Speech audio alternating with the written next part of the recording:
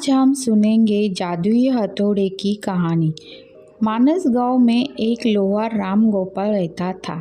उसका एक भरा पूरा परिवार था, जिसका लालन पालन करने के लिए उसे कई बार दिन रात काम करना पड़ता था।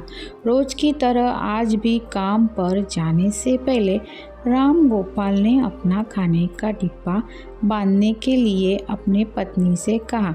पत्नी जब डिब्बा लेकर आई तो राम गोपाल ने कहा, मुझे आज आने में देर हो जाएगी, शायद मैं रात को ही आऊँ।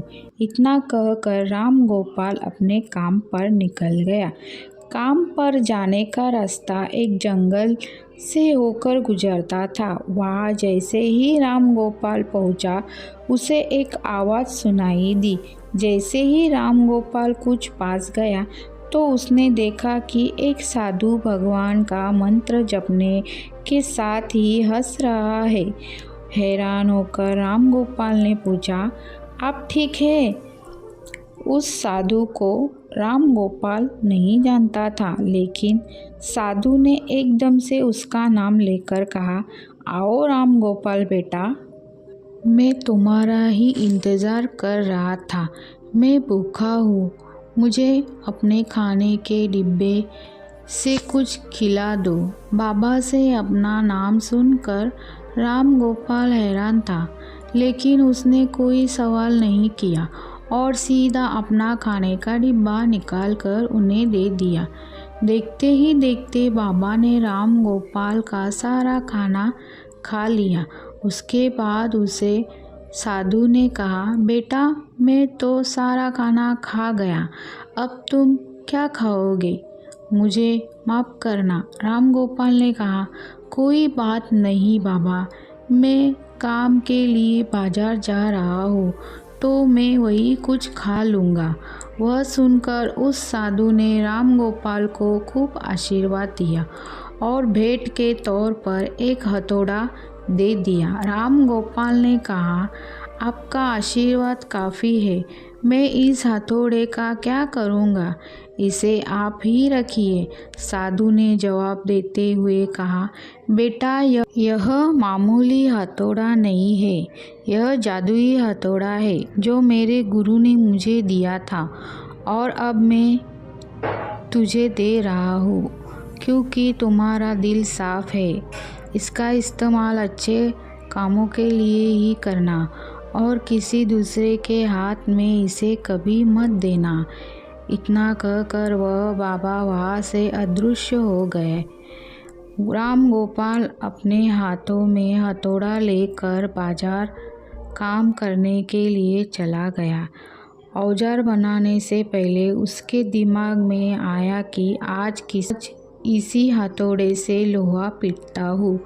जैसे ही उसने लोहे पर हथौड़े से चोट मारी, वो सीधा औजार बन गया। दूसरी चोट में लोहे के बर्तन बन गए। राम गोपाल समझ गया कि यह सही में जादुई हथौड़ा है। वो जो बनाने की सोच के साथ लोहे पर चोट मारता, लोहा सीधा वही बन जाता। जादुई हथौड़े की वजह से राम गोपाल का काम जल्द खत्म हो गया और वह अपने साथ ही उस जादुई हथौड़े को घर ले गया। इसी तरह रोज राम गोपाल उस हथौड़े से जल्दी काम खत्म कर लेता और कई बार ज़्यादा बर्तन बनाकर उन्हें गांव के लोगों को भी बेच देता था। धीरे धीरे उसके घर के हालात पहले से कुछ ठीक होने लगे। एक दिन गांव का मुखिया उसके घर आया और बोला, हम गांव वालों को शहर जाने में बहुत ज़्यादा समय लगता है, क्या तुम अपने हथौड़े से गांव और शहर के बीच आने वाला एक पहाड़ तोड़ने में मदद करोगे? इससे बीच में एक सड़क बना लेंगे और गांव से शहर का सफ़र आसान और छोटा हो जाएगा। मुखिया की बात सुनकर राम गोपाल ने उस जादुई हथौड़े से उस पहाड़ को तोड़ दिया। मुखिया और गांव के लोग बहुत खुश हुए और उसे खूब शाबाशी दी।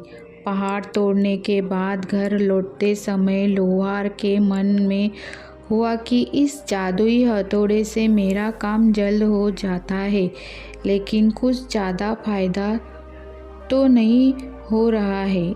इसी सोच में डूबे हुए लोहार घर जाने की जगह दुखी होकर जंगल की तरफ चला गया।